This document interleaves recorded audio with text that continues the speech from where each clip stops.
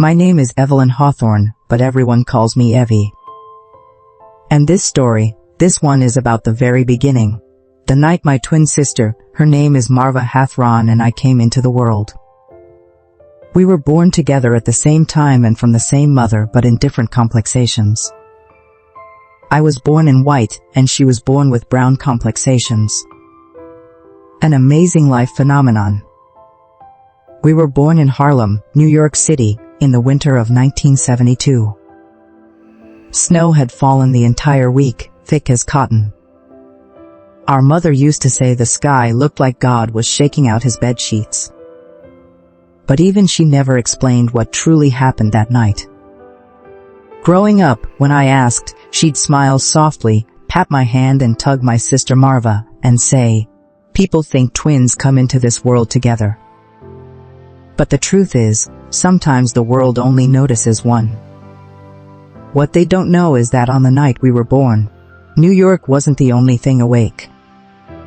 Something else was watching. Something that followed us.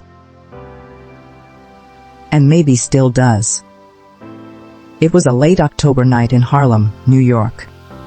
The kind of night where the wind doesn't just blow, it warns.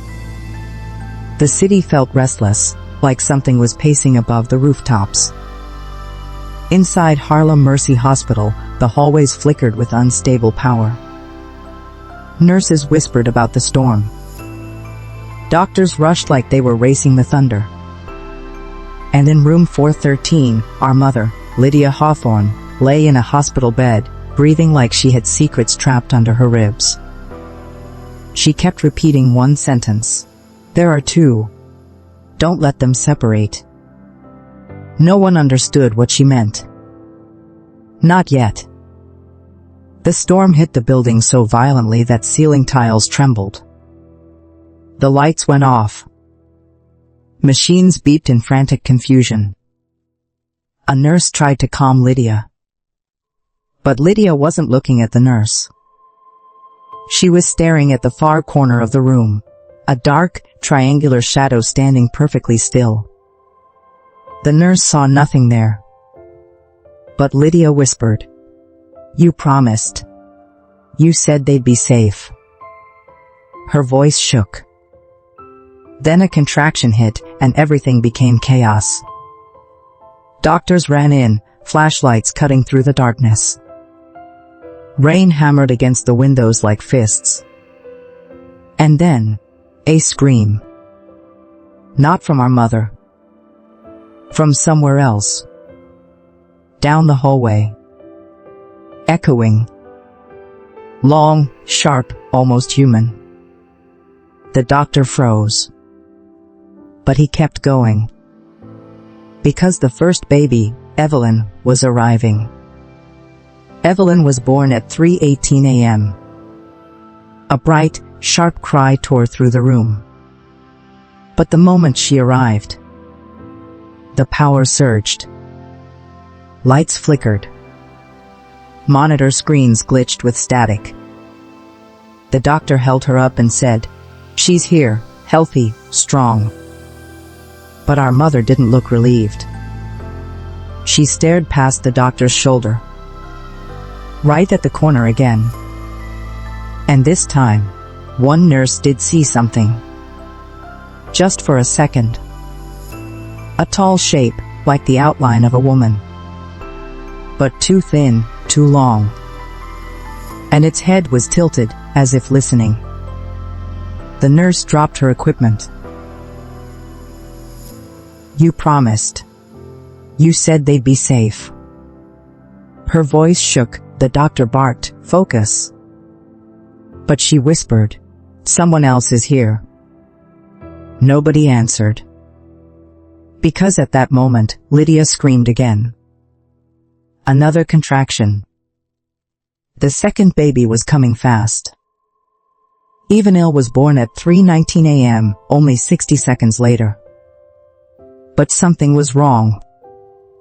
She didn't cry. Not a sound. The doctor rushed into action, clearing her airway, tapping her foot, checking her breathing. Nothing. Then, The room temperature dropped. The window fogged from the inside. And Marwa, just 1 minute old, stopped crying. Completely still. As if she sensed something. The shadow in the corner shifted. Like it exhaled. Then, Marwa gasped. A sharp inhale.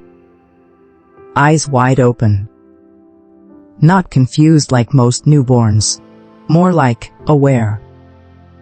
Her tiny head turned toward the same corner where the shadow had been. She stared at it. The shadow faded. Marwa blinked.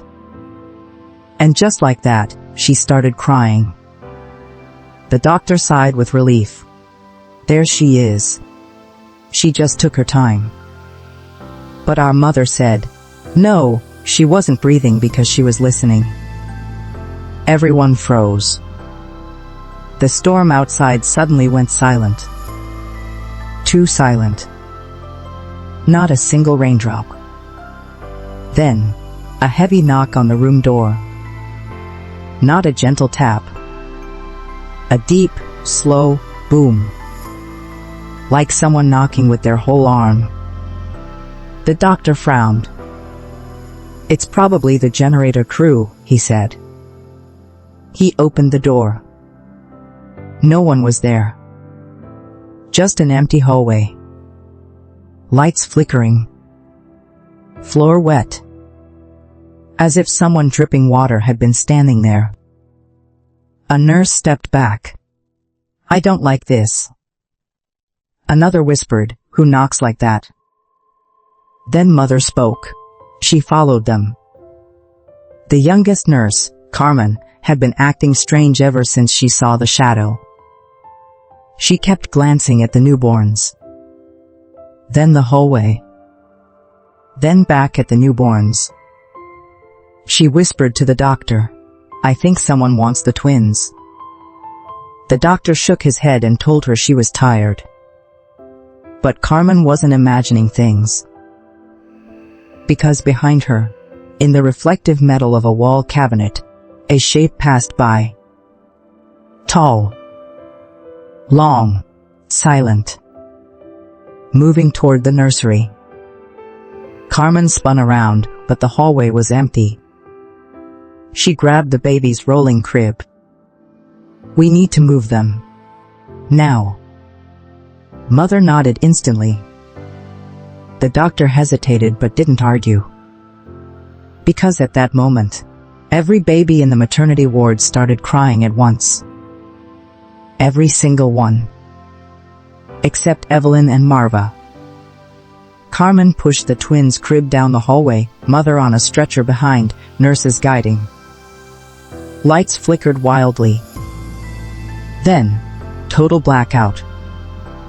Pitch black.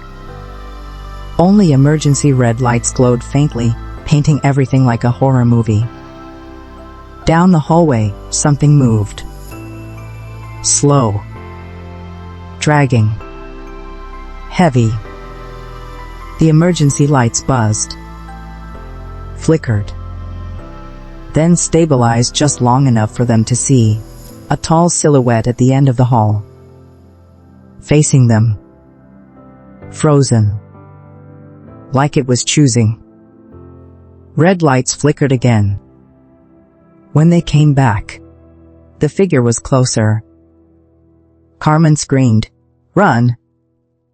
The group rushed down a stairwell to the old basement, a place no one used anymore. Dust everywhere. Old equipment. Broken lights. The storm outside returned full force, thunder shaking the walls. Mother clutched the twins against her chest, crying, "Please, don't take them." Carmen locked the basement door, pressing her back against it.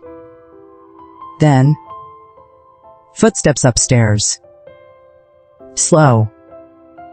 Measured. Deliberate. Coming down the stairs. The knob rattled. Once. Twice. Then stopped. Silence. for a full minute. Then, a whisper slid through the crack of the door. Only one was promised. Mother screamed. Carmen covered her mouth. The shadow moved away. Heavy footsteps faded, and the basement lights flickered back on. By sunrise, everything was normal again. Too normal. Power restored. Hallways bright. Nurses cheerful, as if nothing had happened. The doctor said the storm caused mass electrical confusion. Carmen quit that same morning. She refused to speak to anyone, except our mother. To her, she whispered, whatever that thing was, it wasn't done. Mother nodded. She held both twins tightly, Evelyn and Marwa, and whispered to them, "You stay together. Always. Because whatever followed you tonight, it saw you as one." The camera closes in on newborn Evelyn and Marwa sleeping peacefully. But behind them, in the reflection of a supply cabinet, a faint shadow stands watching. Unmoving. Unblinking. Waiting.